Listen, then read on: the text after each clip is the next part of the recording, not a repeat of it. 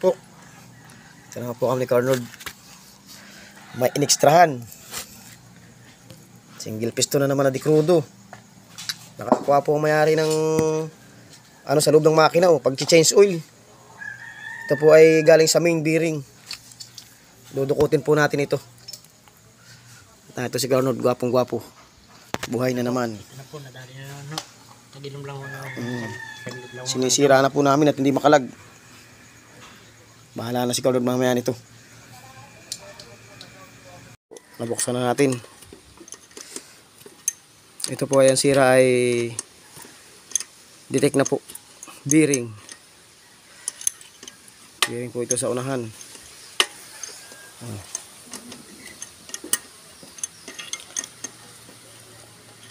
Yan po dudukutin na lang po natin para hindi nabuksan ang head. Para hindi po malaki ng gastos ang nagpapagawa. Ayun ay malaki ng gastos. At para hindi na siya magpalit ng gasket pagka siya ay binuksan pa natin ang head.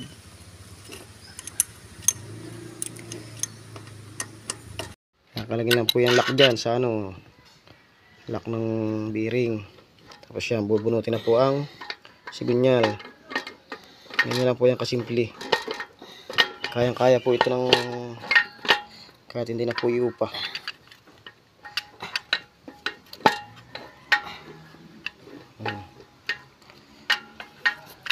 Okay, mamaya aking kakatin uli natin. Ang sira ang bearing.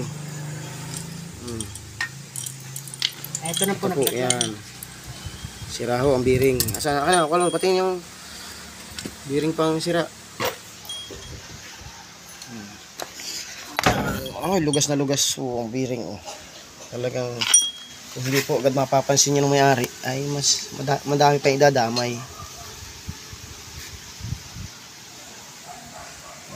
Ako, ayos ang pagkakali na si Carnord. Siyempre, ako pa. Talaga. Linis na ng filter, Carnord. Sabi sa'yo, huwag na yan. Ayan. Bubuklat ng makina. Linis lahat. Sulit na sulit ang babayaran ng may-ari. Yan pa. Sige, ating ibubuhin na. Isa ng bearing, ilabas mo na at bubuhin ko na, sasalpak na yun. Ayan na po.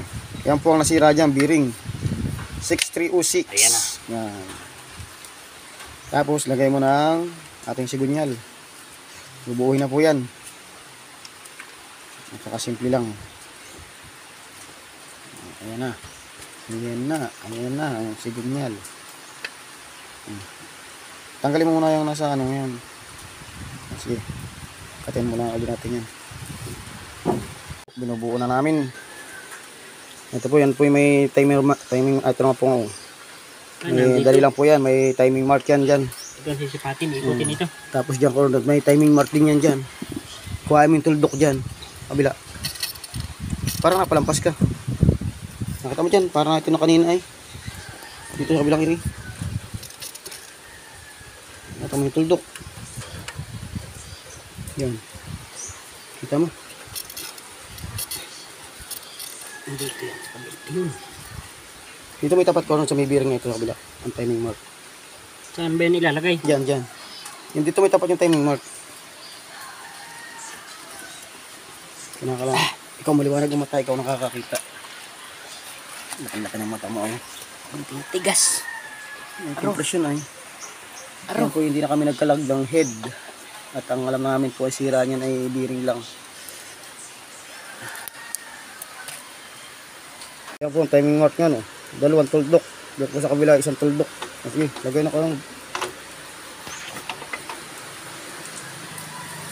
Kaya po yung gusto madali lang po. Wala po yung kaliligawan. Basta tamaan nyo lang po ang timing mark. Yun na po yan. Narapan si Carnord tama Okay.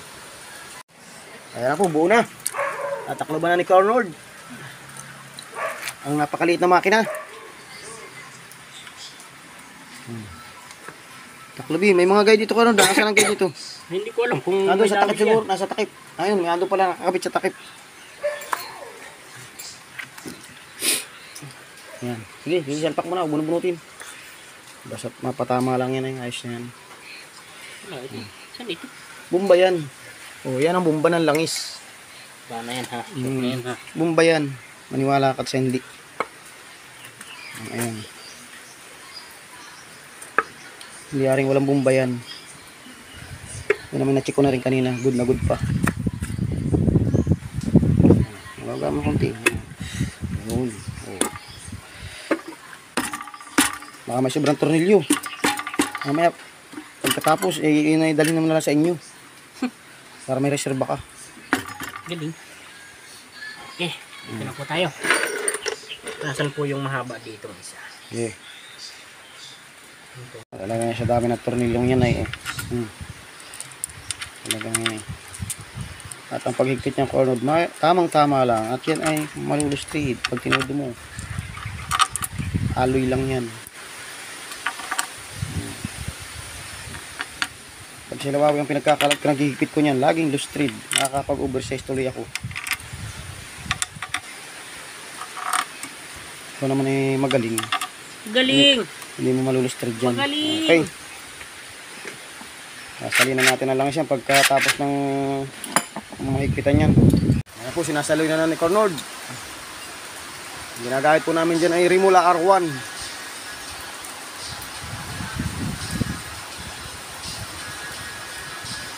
C40. Ayan. Tingnan natin dyan ang nabas na ang libilan langis. Ayan.